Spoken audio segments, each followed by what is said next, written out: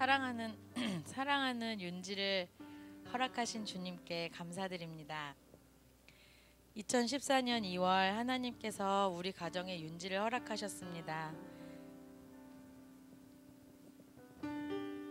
당시 우리 가정은 아버님을 하늘나라로 보내드린 후로 사랑하는 가족을 잃은 깊은 슬픔과 함께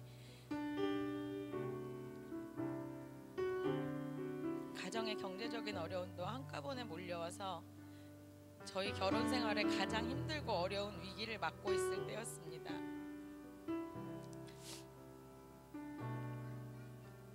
눈을 감으면 눈물이 나고 눈을 뜨면 한숨만 쉬어지던 때 윤지를 뱃속에 품고 이 예배당에 나와 하나님 앞에서 펑펑 울기만 했던 이 자리에서 오늘 윤지가 세례를 받는다는 것이 정말 감격스럽고 감사할 뿐입니다. 윤지를 태중에 두고도 마음이 많이 고단하고 괴로웠던 저는 먹는 것도 좋은 것으로 챙겨 먹지 못했고 태교라고는 이 예배당에서 기도 시간에 듣던 크나큰 찬양 소리와 눈물 반 콧물 반이 기도 소리뿐이었지만 이 태교가 첫 아이 때 챙겨 듣던 태교 클래식이나 태교 동화보다 분명 더 좋을 것이라는 믿음이 있었습니다. 가만히 있으면 덮쳐오는 우울감 때문에 무겁고 고단한 몸으로도 어린 첫 아이 손을 잡고 목사님이 가자고 부르시는 예배의 자리는 어디든 무조건 쫓아가 당장 그 어두움을 떨쳐버리곤 했고 그저 예배의 자리로 불러주시고 끌어주시는 목사님과 사모님 손에 의지해 하루하루를 버티며 임신 기간을 보냈던 것을 기억합니다.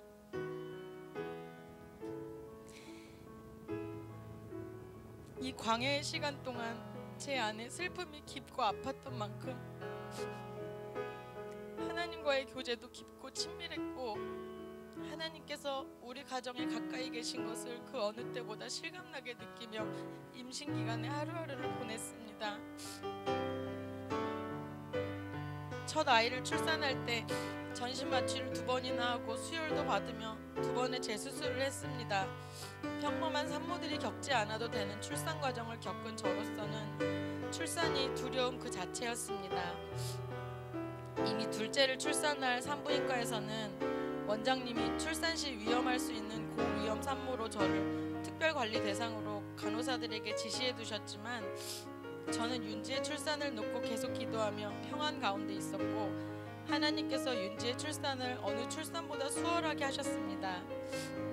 같이 진통하던 제 옆에 누워있던 산모가 간호사에게 저 사람은 왜 이렇게 쉽게 낳는 거냐며 저를 부러워할 정도였습니다.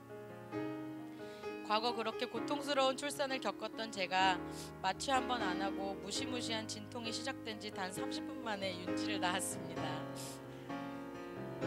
어떤 여자 목사님의 간증처럼 저도 기도했던 대로 진통을 하며 예수님의 고통과 십자가를 생각했고 진통 중에 주님의 사랑을 더 깊이 체험했습니다. 회복은 말할 것도 없이 누구보다 빨랐습니다.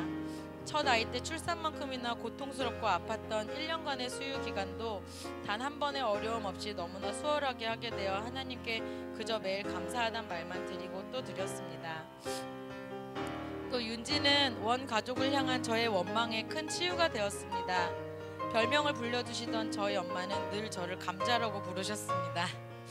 왜 예쁘지도 않은 감자라고 부르는지 한편 서운할 때도 있었습니다. 그런데 태어나자마자 윤지의 얼굴을 보고 알았습니다. 이 세상에서 감자가 얼마나 예쁜지. 정말 눈, 코, 입 생김새가 모두 딱 저를 닮았는데 그 모습은 정말 어찌나 예쁘게 생긴 감자 같던지요. 내가 엄마에게 이렇게 이쁜 딸이었구나 깨달아서 한참 웃을 수밖에 없었습니다. 세 딸 중에 둘째였던 저는 엄마는 언니를 제일 사랑한다는 확고한 신념을 가지고 있었습니다. 엄마가 늘 아니라고 했지만 어떻게 셋을 동시에 사랑할 수 있는 건지 도대체 믿어지지 않았습니다. 아직 셋째를 낳아보지 않아 모르겠지만 일단 둘째를 낳아보니 엄마 말대로 정말 너무나 둘 다 사랑스럽기만 합니다. 오히려 첫째를 잘 돌봐주지 못하는 틈이 생기는 걸 보고 사랑만 받았을 것만 같은 언니도 나 때문에 방치당한 때가 있었구나를 깨닫고 나만 피해자라고 외치던 원 가족 속에 언니의 상처도 한번 돌아볼 수 있었습니다. 첫 아이 때는 아이가 조금만 아파도 주일 예배도 안 나가고 수요 금요 예배는 아예 생각도 안 하고 살던 제가 윤지가 태어나고는 지금껏 주일 예배, 수요 금요 예배에 거의 빠지지 않았습니다. 제가 예배하는 자리를 지킬 수 있도록 하나님께서 윤지의 건강을 지켜주시고 있다는 믿음 때문입니다. 어린 두 아이와 예배당에 늘 나온다는 것은 결코 쉬운 일이 아니고 지금도 그렇습니다. 주변에 교회 다니는 아기 엄마들이 저더러 아이 생각은 안 한다고 잘못된 신앙생활이라고 근심 어린 조언을 하기도 했습니다. 그러나 이러저러한 유혹으로 때때로 수요 예배에 빠질까 하는 유혹이 들 때 문득 하나님이 예배에 잘 다니라고 윤지를 안 아프게 해주시는 건데 그러다 첫 아이 때처럼 윤지가 자주 아프게 되면 어떡하지?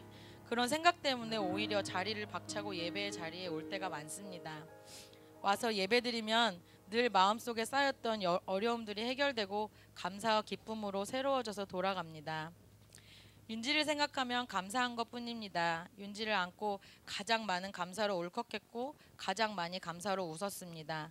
윤지를 안을 때, 윤지를 부를 때, 윤지를 볼 때 하나님이 내 인생에 가장 고난했던 광야의 고난 가운데 얼마나 나를 안고 계셨는가를 기억하게 되고 얼마나 나와 가까이 계시며 얼마나 나를 사랑하시는가를 생각하게 되어 그저 감사하고 찬양하게 됩니다.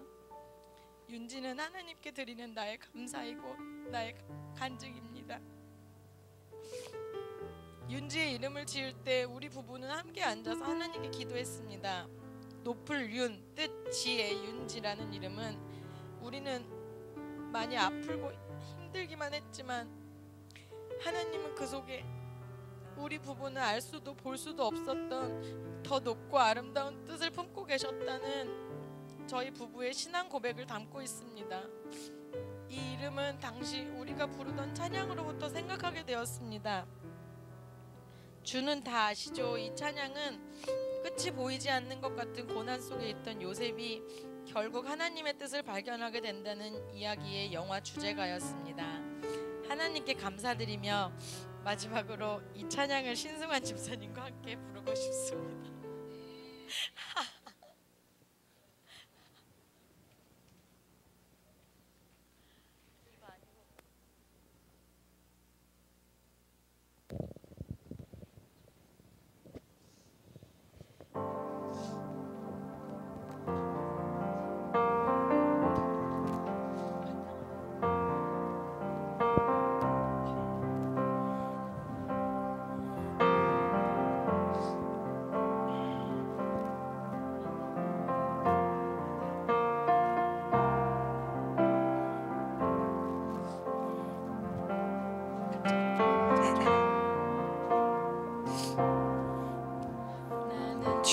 지혜롭다고 그렇게 생각했죠.